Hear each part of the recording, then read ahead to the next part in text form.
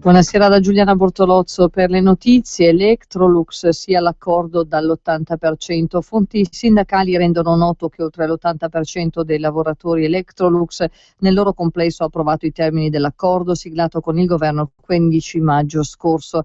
Il referendum sull'intesa raggiunta con sindacati, aziende ed enti locali sul piano industriale per il rilancio dell'azienda ha visto alte percentuali di sì, senza grandi differenze tra uno stabilimento e l'altro. Il risultato è stato confermato con il 75% di favorevoli anche nel sito di Porcia.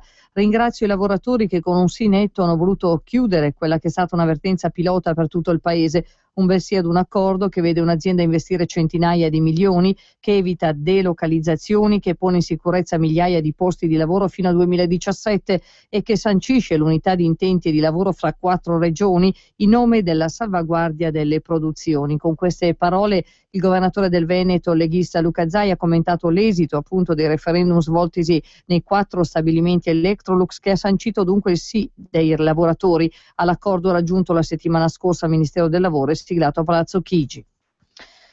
Eurostat, l'Italia, come gli altri paesi europei, inserirà una serie di attività illegali nella stima del PIL, ossia sostanze stupefacenti, servizi della prostituzione e contrabbando. Lo comunica oggi l'Istat, Istituto Nazionale di Statistica. La metodologia di stima sarà coerente con le linee guida stabilite da Eurostat, sottolinea l'Istat, annunciando cambiamenti nel sistema dei conti nazionali.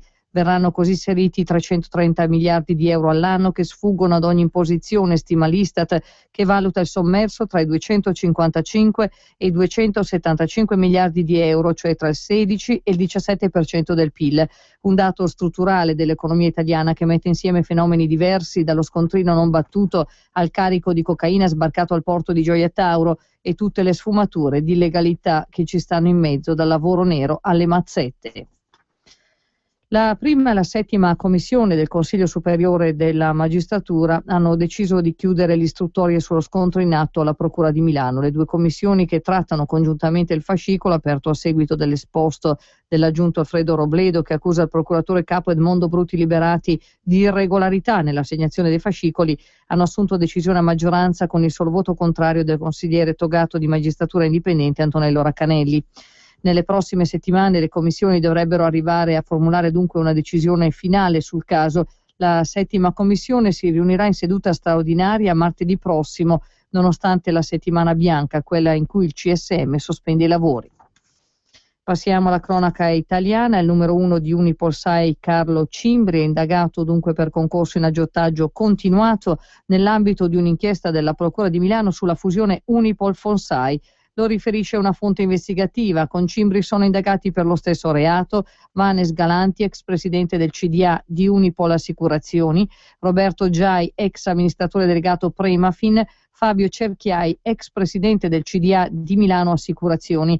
Non è stato possibile avere un commento immediato da Unipolsai. Intanto il nucleo valutario della Guardia di Finanza sta effettuando delle perquisizioni presso la sede bolognese di Unipolsai, come riferiscono una fonte investigativa e una fonte giudiziaria. Le perquisizioni sono legate ad un'inchiesta del pubblico ministero milanese Luigi Orsi, afferma una delle fonti.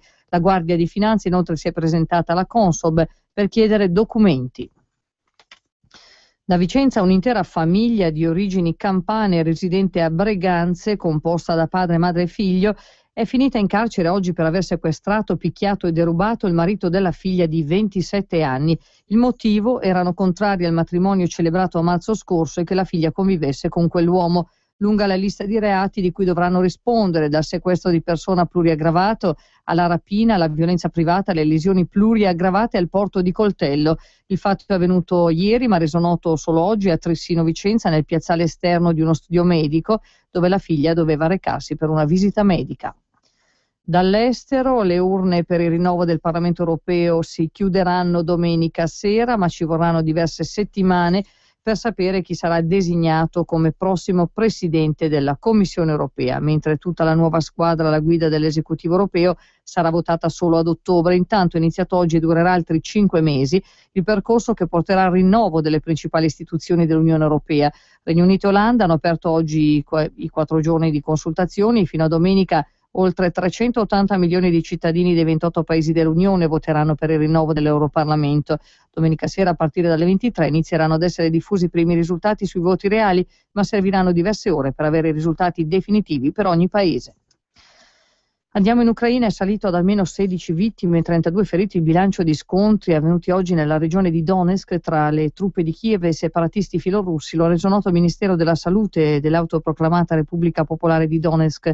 In precedenza il presidente ucraino Turchinov aveva denunciato l'uccisione di 13 soldati negli stessi scontri. Non è chiaro al momento se a questi si sono aggiunti 3 morti tra i separatisti o siano tutti soldati ucraini. È tutto per questa edizione, grazie per l'ascolto e risentirci.